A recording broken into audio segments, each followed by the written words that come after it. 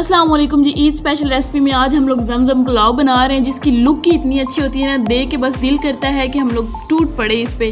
اچھا، اس سے پہلے جلدی سے چینل سبسکرائب کر لیں اور اس کے بعد چیزیں دیکھ لیتے ہیں. اور یہاں پہ سب سے پہلے ہم لوگوں نے لے لیا ہے چکن کا قیمہ. جتنا آپ لوگ لینا چاہیں لے سکتے ہیں. بیسکلی اس ریسپی کے 3 سٹیپ ہیں جن کو ہم لوگوں نے فالو کرنا ہے. سب سے پہلے ہم لوگوں نے کباب بنا لینے ہیں چھوٹے سے.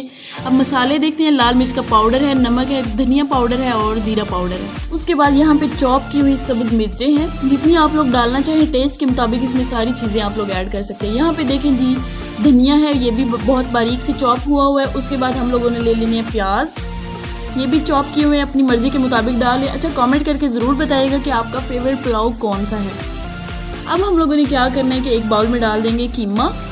پھر ہم لوگوں نے اس میں سارے مسالے ایڈ کر دینے ہیں جو سمپل سے لیے. بہت سمپل سے مسالے جائیں گے اس میں. سبز مرچیں ڈالی، دھنیا ڈالا، پیاز ڈالے. اب ان کو اچھی طرح سے ہم لوگوں نے مکس کر لینا ہے تاکہ سارے جو مسالے ہیں وہ اس میں چلے جائیں. اس کے بعد ہم لوگوں نے جی اس کو رکھا اور اس کے کباب بنانا شروع کیے. چھوٹے چھوٹے سے ہم لوگوں نے کباب بنانے ہیں، دیکھیں اس طرح سے، اور بنا کے ان کو رکھتے جانا ہے. بنا کے ہم لوگوں نے فریج میں رکھ دینا ہے تھوڑی دیر کے لیے. اور اس کے بعد چلتے ہیں دوسرے سٹیپ کی طرف، جس میں یہاں پہ مٹن لیا ہے میں نے 1/2 kg ہے.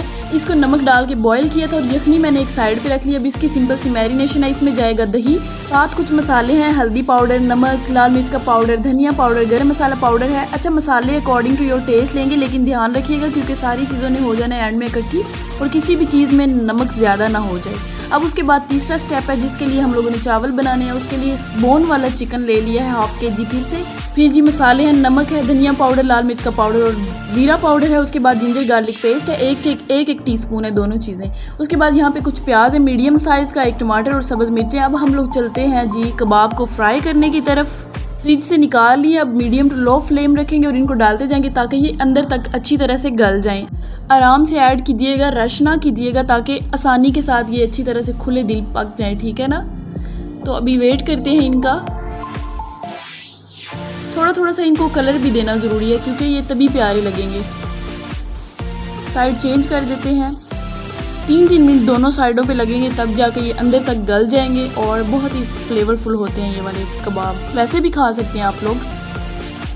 سائڈیں چینج کرتے جائیں گے اور جی اس کا کلر دیکھتے جائیں گے کہ کب ہم لوگوں نے نکالنا ہے. میں بتاؤں گی آپ کو، دھیان سے سنیے گا. دیکھیں اب ہم لوگوں نے ان کو نکالنا ہے، ٹھیک ہے. اب چلتے ہیں جی مٹن کی طرف. اب ہم لوگوں نے مٹن کو جو میرینیٹ کر کے رکھا ہوا تھا وہ ڈالا، تھوڑا سا آئل ڈال کے اس میں ڈالا اور اب ہم لوگوں نے اس کو ڈرائی کر لینا ہے. دیکھیں کتنا ڈرائی ہو چکا ہے. ابھی اور ڈرائی ہم لوگوں نے کرنا ہے اس کو. بہت تکے ٹائپ کا ہو جائے گا تو نکال لیں گے. اب ہم لوگ چلتے ہیں چاول بنانے کی طرف. 1/2 کپ آئل ڈالا ہے میں نے، اس میں ڈالے پیاز. ان کو ہم لوگوں نے تھوڑا سا لائٹ سا براؤن کلر کرنا ہے.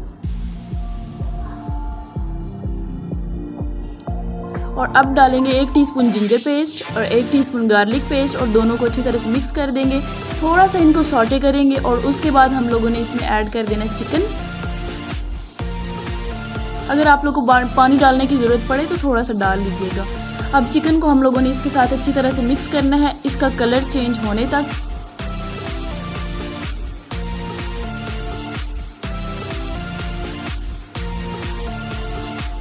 اب ہم لوگ ایڈ کر دیں گے اس میں ٹماٹر اور سبز مرچیں. جتنی آپ لوگ ڈالنا چاہیں ڈال سکتے ہیں، اس کا فلیور بہت اچھا آتا ہے. تو اچھی طرح سے ان کو بھون لیں گے. اب مسالے بھی سارے ایڈ کر دیں گے. پھر سے ان کی تھوڑی سی بنائی کریں گے. کم از کم 10 منٹ ضرور بھونیے گا، تبھی جا کے فلیورفل چکن بھی ہوگا اور چاول بھی. دیکھیں اب کلر کتنا چینج ہو چکا ہے. اب اس میں ایڈ کریں گے پانی. 2 گلاس چاول ہے تو اس حساب سے جائے گا 4 گلاس پانی. 4 گلاس پانی میں نے ایڈ کر دیا. اب پانی کے بوائل ہونے کا ویٹ کرنا ہے ہم لوگوں نے. تو جی پانی بوائل ہو چکا ہے. اب ہم لوگوں نے اس میں ایڈ کر دینے ہیں چاول جو بھگو کے کم از کم 1/2 گھنٹہ تو ضرور ہی رکھیے گا.